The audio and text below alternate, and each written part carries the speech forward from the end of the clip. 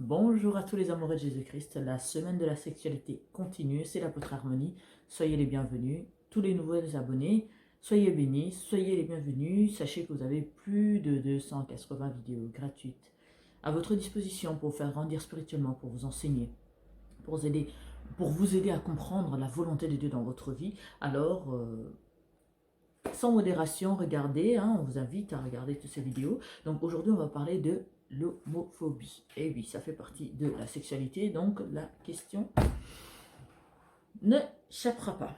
Alors, hier, pour commencer, on a parlé des 4 interdits sexuels. Donc, je vais vous faire un petit résumé avant de passer au sujet d'aujourd'hui. Donc, les 4 interdits, donc vous avez l'adultère, qui est tout simplement un homme ou une femme qui est marié, qui part avoir des rapports sexuels avec une autre personne à l'extérieur. Vous avez l'impudicité, qui est le fait en fait de pratiquer la sexualité hors mariage. Donc, en fait, tu es peut-être célibataire, du coup, ça t'arrive de coucher de temps en temps à gauche et à droite. Le célibat ne doit pas être une excuse pour pratiquer l'impudicité. Un célibat longue durée n'est pas non plus une excuse. On a aussi l'homosexualité, qui est en fait deux êtres de même sexe qui ont des rapports ensemble, et la bestialité, qui est tout simplement une personne qui a des rapports sexuels avec des animaux, tout simplement. Donc l'adultère, on a parlé de ces... Donc adultère, impudicité, homosexualité et la bestialité, qui sont que les 4 interdits sexuels qu'il y a dans la Bible et qu'il n'y en a pas d'autres, donc pas la peine de rajouter. Et aujourd'hui, on va parler de l'homophobie. Pour quelle raison?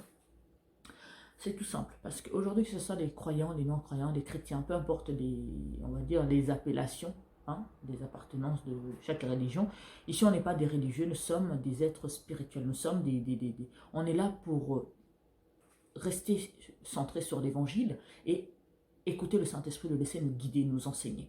Donc nous ne sommes pas des religieux, mais nous sommes des chrétiens spirituels, tout simplement, parce que vous avez des chrétiens qui sont religieux, donc ceux qui se familiarisent avec les coutumes et les pensées, la culture humaine, et ils en font des interdictions, ils en font une doctrine pour maintenir dans la captivité ceux qui ont déjà été libérés par Jésus-Christ, et nous, on refuse d'être ces personnes-là. Nous marchons à l'écoute du Saint-Esprit, on se base sur l'évangile, la parole de Dieu, et on avance.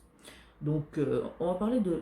D'abord, je vais vous inviter donc, à noter Lévitique, donc, qui parle de l'homosexualité. Donc, Lévitique 20, 13, Jude 1, 6 à 7.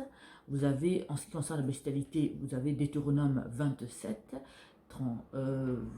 Deutéronome chapitre 27, verset 21. Vous avez Lévitique 20, verset 15 à 16, et après je vous parlerai du fait qu'il faut résister donc loin du mal pour que le diable s'en éloigne. Et là je parle particulièrement de en fait ceux qui ont comme excuse que non, oui, j'ai pas d'homme dans ma vie, j'ai pas de femme dans ma vie, donc c'est normal, j'ai souvent des envies. Oui, les envies sont là, mais c'est pas parce que les envies sont là qu'on est obligé de les satisfaire et tout. Donc du coup on tombe dans l'impudicité, quoi, tout simplement. Donc vous avez Jacques qui dit résister au diable, il fuira loin de vous. Donc si vous avez la volonté de résister contre le fait d'aller coucher à gauche, à droite, le diable se fera loin de vous. Donc cette envie-là, c'est vous qui allez dominer, et ce ne sera pas le contraire. Donc ce verset, c'est Jacques, chapitre 4, verset 7. Vous avez aussi le combat spirituel, Éphésiens 6, 12. Et vous avez aussi Matthieu 7, à 3, qui conseille à tout un chacun d'enlever d'abord la poutre dans son œil avant de chercher à enlever la paille dans l'œil de l'autre. Donc pour les versets, c'est bon, je vous ai tout donné. Et puis, alors pourquoi je vais parler de l'homophobie aujourd'hui? Parce qu'il y a beaucoup d'êtres humains partout dans le monde qui se font violenter, qui se font même massacrer, qui se font tuer, parce qu'ils ont une orientation sexuelle qui est interdite dans la Bible. Donc ceux qui les violentent, que ce soit les gens qui sont chrétiens ou pas chrétiens, c'est en fait ces deux catégories-là violentes des homosexuels. Parce que certains ne comprennent pas, ça les effraie, ils trouvent ça abominable, ils trouvent ça bizarre. Et les chrétiens, par exemple, ils disent que oui, c'est dans la Bible et tout, c'est interdit, c'est une abomination. Donc du coup, ils jouent un peu les justiciers, quoi, pour Dieu. Non, Dieu ne vous a pas demandé de tuer qui que ce soit. Dieu ne vous a pas demandé de vous mêler de quoi que ce soit. Un chrétien se bat spirituellement contre les personnes qui le persécutent, il ne se bat pas physiquement. On ne lutte pas contre la chair et le sang, on ne tue personne, on ne tabasse personne, Parce que Dieu ne nous a pas demandé de le faire, tout simplement. Donc il ne peut pas se contredire lui-même parce que sa parole me dit on ne luttera pas contre la chair et le sang, mais contre tous les mauvais esprits. Alors, j'aimerais seulement dire à ceux qui font violence à nos frères homosexuels que un péché reste un péché.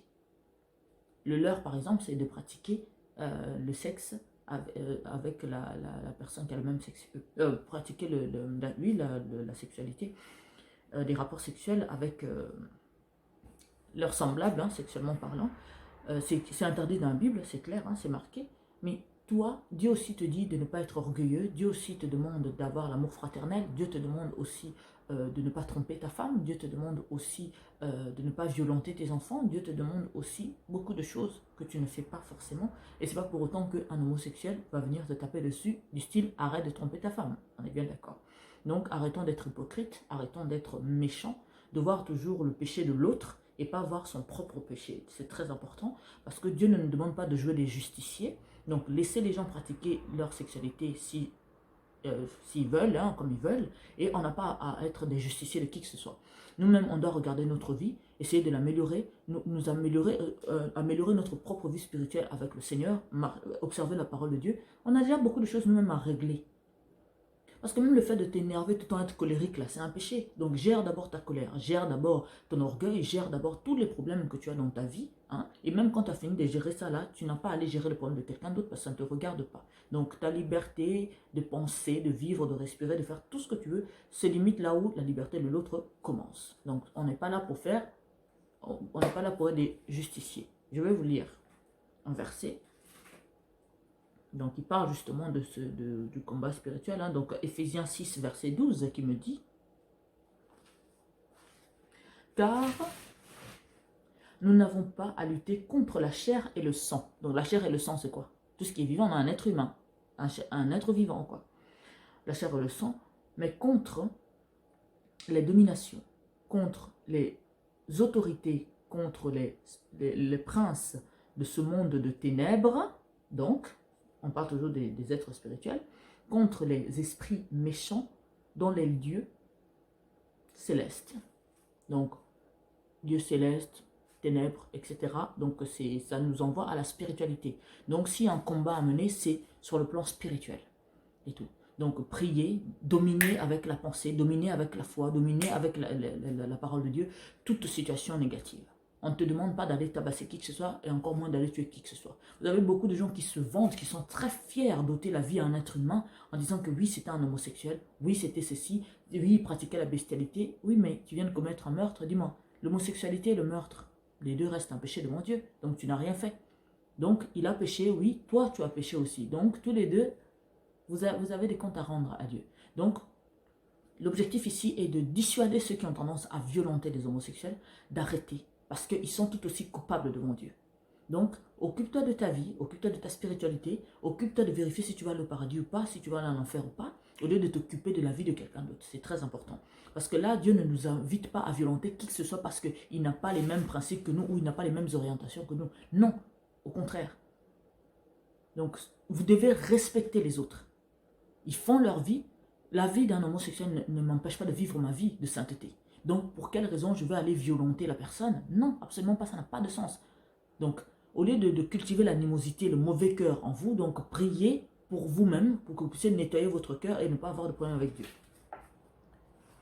Et puis, vous avez beaucoup de personnes hein, qui aspirent à faire beaucoup de péchés et qui font même beaucoup de péchés, mais qui sont en train de pointer du doigt les homosexuels. Oui, mais toi-même, ton péché, tu n'as pas géré. Et ces personnes-là, écoutez comment Dieu parle d'eux. Donc, comment la parole de Dieu parle d'eux. Donc, Matthieu 7, verset 3 qui me dit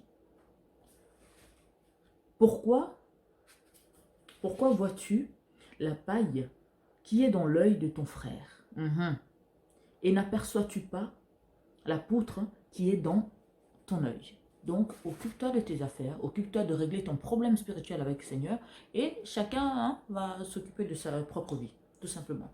Alors je viens vraiment vous inviter à ne pas jouer des justiciers parce que Dieu ne vous le demande pas. Tous ceux qui tuent les homosexuels au nom d'une religion ou quoi que ce soit, c'est des mauvaises personnes qui ont déjà la haine dans leur cœur et ils expriment ça en s'appuyant, en ayant comme excuse la Bible, en ayant comme excuse leurs livres religieux qu'ils ont selon les religions, alors ce n'est pas une excuse valable. Et il n'y a pas d'excuse valable pour tuer un être humain. Il n'y en aura pas. Parce que Dieu lui-même dit dans sa parole que tu ne tueras point. Pourquoi maintenant il t'autorisera à tuer un homosexuel? Ça n'a pas de sens, tout simplement. Je ne suis pas là pour encourager ou décourager l'homosexualité, ce n'est pas mon objectif, parce que quelqu'un qui est homosexuel, qui décide de vivre cette vie-là, ben ce n'est pas parce que je vais lui dire arrête qu'il va arrêter, et je n'ai pas à lui dire.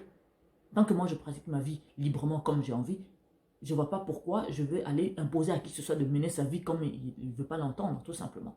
Donc bien aimé dans le Seigneur, ayons un peu l'intelligence dans la tête. Occupez-vous d'abord de votre vie spirituelle. Vérifiez d'abord si vous n'allez pas aller en enfer, au lieu d'aller vous inquiéter de quelqu'un d'autre. Ils sont là, ces personnes-là, ils ne parlent jamais de nous. Mais tout le temps, je vois des gens qui parlent, que ce soit des croyants ou des non-croyants, qui vont faire des meetings, qui vont faire des réunions contre ces personnes-là. Je ne comprends vraiment pas quel est votre intérêt là. Vous gagnez quoi là-dedans? Vous avez déjà des problèmes à régler dans votre vie. Ce n'est pas suffisant. Donc voilà. Je pense que tout ce que j'avais à dire sur ce sujet a été dit. Donc les versets que je vous ai donnés au début, c'était pour vous montrer que oui, c'est vrai, c'est interdit, mais ça ne nous donne pas le droit, ni la possibilité, ni la légitimité de critiquer ou de violenter ces personnes. Ça ne sert absolument à rien, parce que chacun est libre de vivre sa vie. Dieu lui-même qui nous aime là, il nous a donné le libre arbitre. Donc choisis ce que tu veux. C'est vrai qu'il nous conseille de choisir le bien, il nous conseille de ne pas tuer, il nous conseille de ne pas faire ci, de faire ça, mais au final, c'est à nous de décider ce qu'on veut faire. Si toi tu décides de faire du mal à quelqu'un, bah, tu vas répondre de tes actes, tout simplement. Parce que rien ne restera impuni. Tout péché ne peut pas... Dieu punit tout péché. C'est pas parce que toi tu es parti seulement voler et que l'autre par exemple qui a pratiqué ce que Dieu interdit dans la Bible, par exemple l'homosexualité, que non, toi tu vas le paradis, absolument pas. Les deux c'est des péchés, tout simplement. Donc arrêtons de croire que nos péchés sont plus faibles que les péchés du voisin. Ça n'a rien à voir. Ça ne sert vraiment absolument à rien. Donc soyez bienveillants, prenez soin des gens que vous aimez, prenez soin de vous et surtout prenez soin de lire la parole de Dieu, d'être à l'écoute du Saint-Esprit pour pouvoir pratiquer votre vie comme Dieu veut que vous puissiez le pratiquer. Si vous êtes chrétien, si vous êtes croyant, donc vous devez vous référer à l'évangile, même si ça ne vous arrange pas. Parce que c'est pour notre bien. Dieu nous aime énormément. Il l'a montré maintes et maintes fois. Déjà, la planète dans laquelle nous vivons est merveilleuse et belle. C'est lui qui l'a créée pour que nous puissions être bien dedans. Mais c'est l'être humain tout le temps qui veut compliquer les choses. Alors arrêtons de nous compliquer la vie et de compliquer la vie des autres personnes. Préoccupons-nous de notre propre vie avant de nous préoccuper de la vie de qui que ce soit. Tout simplement. Donc que Dieu vous bénisse infiniment, soyez infiniment bénis. C'était l'apôtre Harmonie. Donc pour nous retrouver, vous allez sur YouTube, nous publions toutes nos vidéos là-bas. Donc vous tapez Centre de Gloire Emmanuel et pour nous écrire, vous avez la page de l'apôtre Olivier Cambola officiel et l'apôtre Harmonie. Donc là, on continue notre semaine sur la sexualité. Donc demain, on va parler des désirs de la femme, etc. Et puis la journée qui suivra, ça sera celui de l'homme. Et puis on va continuer jusqu'à sillonner tous les sujets qui parlent de la sexualité. Et puis voilà, donc pour moi c'était tout aujourd'hui. Donc si vous avez des questions, si vous avez besoin de conseils sur votre sexualité en couple, n'hésitez pas à nous écrire. Donc je vous ai déjà parlé de la sexualité en mariage, la sexualité, voilà, pour ceux qui ont suivi, donc vous savez déjà de tout ce qu'on a, si vous venez d'arriver, donc regardez, là c'est la semaine où on va parler de la sexualité, donc regardez toutes ces vidéos-là. Et si vous avez des questions, n'ayez pas honte, n'ayez pas peur. Je suis ouverte à vous donner tous les conseils que vous voulez, à vous renseigner. Donc n'hésitez pas, on est là pour ça. Donc je suis là, il y a l'apôtre Olivier aussi, donc vous inquiétez pas. Donc posez-nous toutes les questions qu'il vous faut, que ce soit si vous voulez poser en public pour aussi édifier les autres, si eux aussi ils ont les mêmes problématiques, on répondra.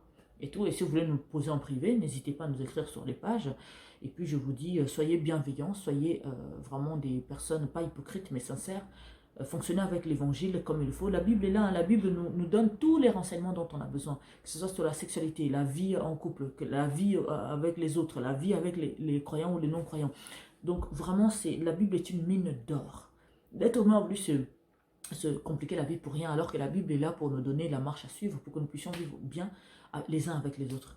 Et pour aujourd'hui, moi je m'arrête là, je vous dis à demain, soyez bénis infiniment, que Dieu vous bénisse infiniment, que la joie de Dieu soit avec vous, soyez comblés par le Saint-Esprit, au nom puissant de Jésus-Christ. Ciao, à demain.